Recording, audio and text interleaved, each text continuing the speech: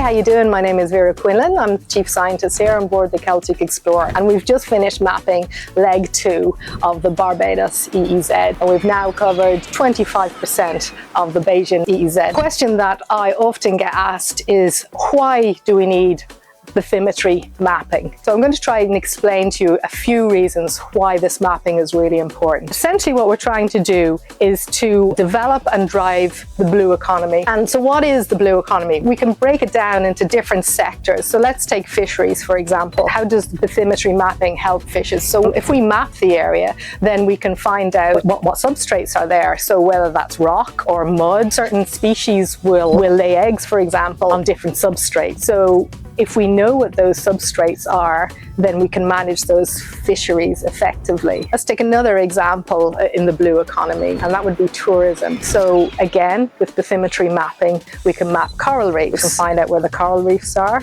We could protect areas of that coral reef for diving, for pleasure diving. We can also map shipwrecks. Another area, the blue economy, would be offshore energy. Of course, we have oil and gas that could be developed and driven, but also green energy, so wind energy. When we have a detailed bathymetric map, we can tell both the depth and the topography of the seabed. So then we can decide whether we want floating wind or fixed wind. And when we know the substrate, we know the depth, or whether it's rock or mud, for example, then our engineers can make decisions about what types of structures need to go on the seabed. Another element of the blue economy would be ecosystems. We have areas of seagrass. So if we ground truth the multi-beam data and find out where the seagrasses are, we can map those seagrasses and we protect those habitats. Another important thing for Barbados is its territorial waters. The EEZ of Barbados is massive.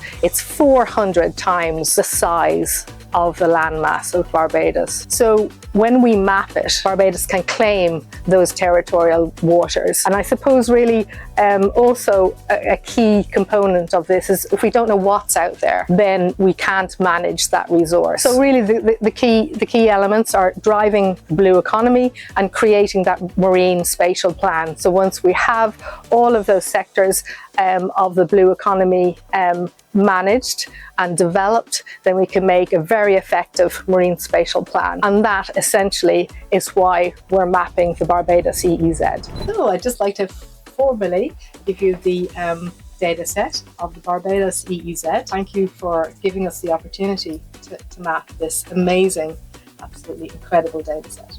It's our pleasure. We thank you so much, your team from the Marine Institute, to work along with this fascinating team. So thank you so very much. And we will use this information very wisely.